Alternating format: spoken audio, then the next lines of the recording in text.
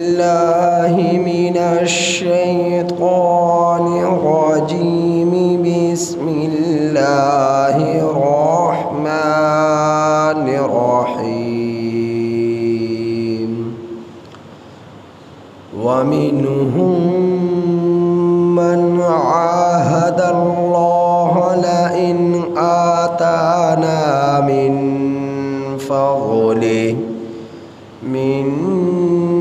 فضله لنصدقن ولنكونن من الصالحين. فلما آتاهم من فضله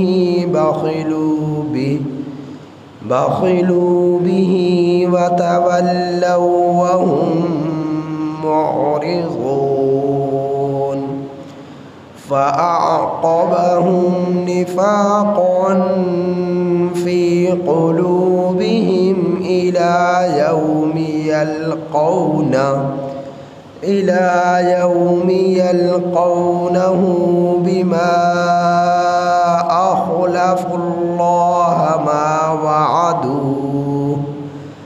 ما وعدوه وبما كانوا يكذبون.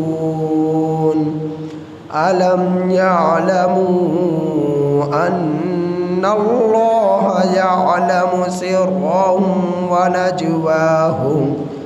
ونجواهم وأن الله علام الغيوب.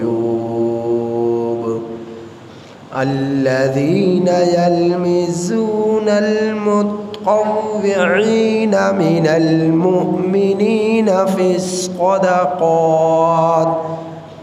الصدقات والذين لا يجدون إلا جهدهم فيسخرون منهم سخر الله منهم ولهم عذاب أليم.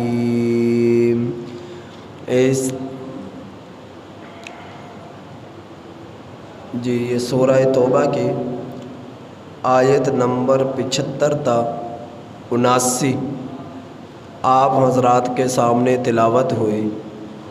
یہ سورہ توبہ کی آیت نمبر 75 تا 79 آپ حضرات کے سامنے تلاوت ہوئی.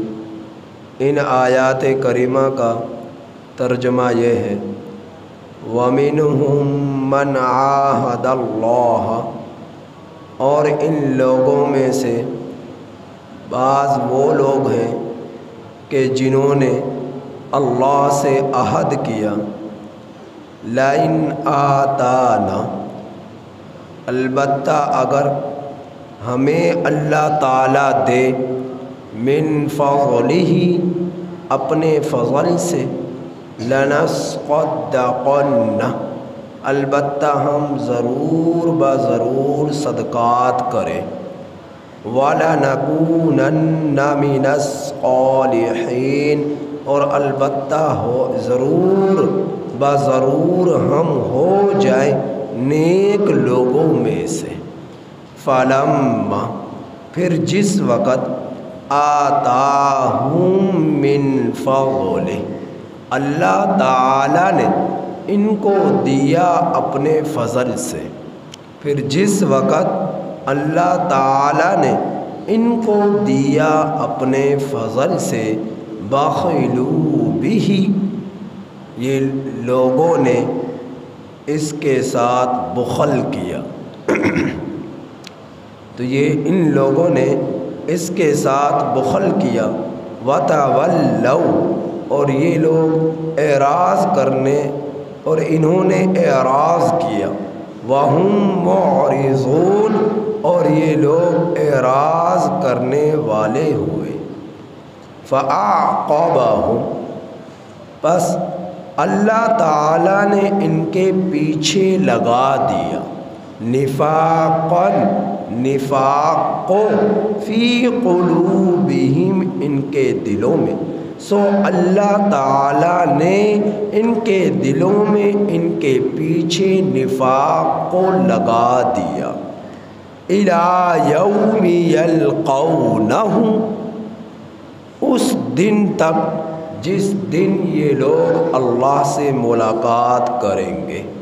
بما اخلف اللہ، اس وجہ سے کہ ان لوگوں نے خلاف ورزی کی اللہ تعالیٰ سے، ما وعدوہ، اس چیز میں جو انہوں نے اللہ سے وعدہ کیا، وَبِمَا كَانُوا يَكْذِبُونَ، اور اس وجہ سے کہ یہ لوگ جھوٹ بولتے ہیں۔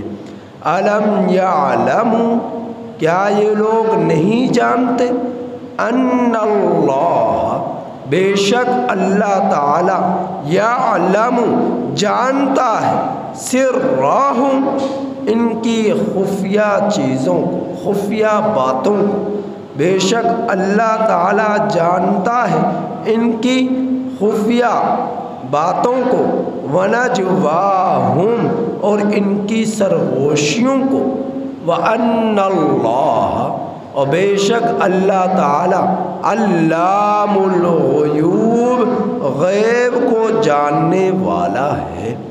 الذین، وہ لوگ، یلمزون، جو عیب لگاتے ہیں، المتطوعین، خوشی کرنے والوں پر، من المؤمنین، ایمان والوں میں سے، فی الصدقات، صدقات میں، والذین، اور وہ لوگ، لا یجدون، جو نہیں پاتے، الا جہدہم، مگر اپنی محنت سے، فَيَسْخَرُونَ، سو یہ لوگ مسخرہ کرتے ہیں، منہم، ان لوگوں سے، سخر اللہ منہم، اللہ اللہ استہزاء کرے گا ان لوگوں سے، اللہ بھی مسخرہ کرے گا ان لوگوں سے، وَلَهُمْ عَذَابٌ عَلِيمٌ، اور ان لوگوں کے لیے دردناک عذاب ہوگا۔ ان آیات کریمہ میں اللہ جل شانہ نے منافقین کا ذکر فرمایا ہے، ان کی حرکتوں کا اور ان کے اللہ سے کیے ہوئے وعدے کا اور ان کا اہل ایمان کا مذاق اڑائے جانے کا اللہ جل شانہ نے ان آیات کریمہ میں ذکر فرمایا ہے۔ روایات میں، تفاسیر کی اکثر کتابوں میں اللہ کے نبی کے ایک صحابی کا ذکر ملتا ہے جس کا نام ثعلبہ ابن حاطب تھا۔ اکثر تفسیروں میں یہ نام آتا ہے اور یہ صحابی تھے۔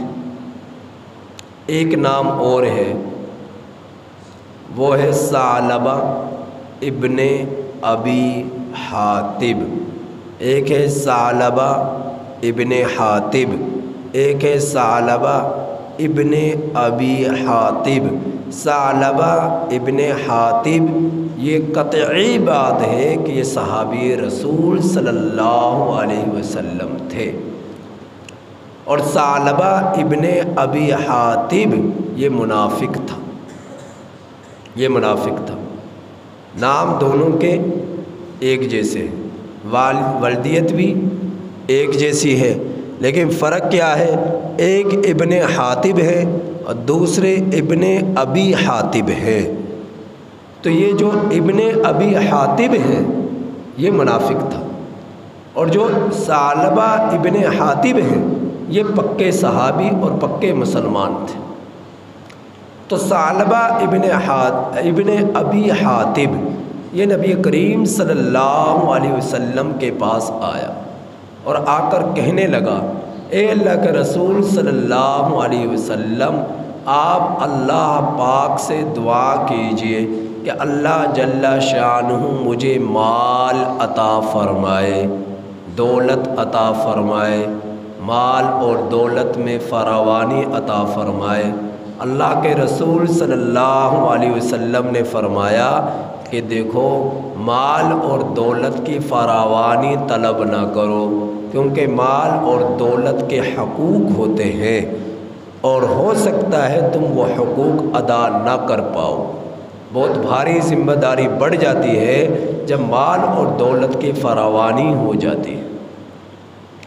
وہ کہنے لگا نہیں اے اللہ کے رسول صلی اللہ علیہ وسلم، اگر مجھے مال اور دولت مل جائے تو میں اللہ کے راستے میں خوب صدقات کروں گا، خوب خیرات کروں گا، خوب اللہ کے راستے میں خرچ کروں گا۔ یہ اللہ کے رسول صلی اللہ علیہ وسلم سے اس نے وعدہ کیا۔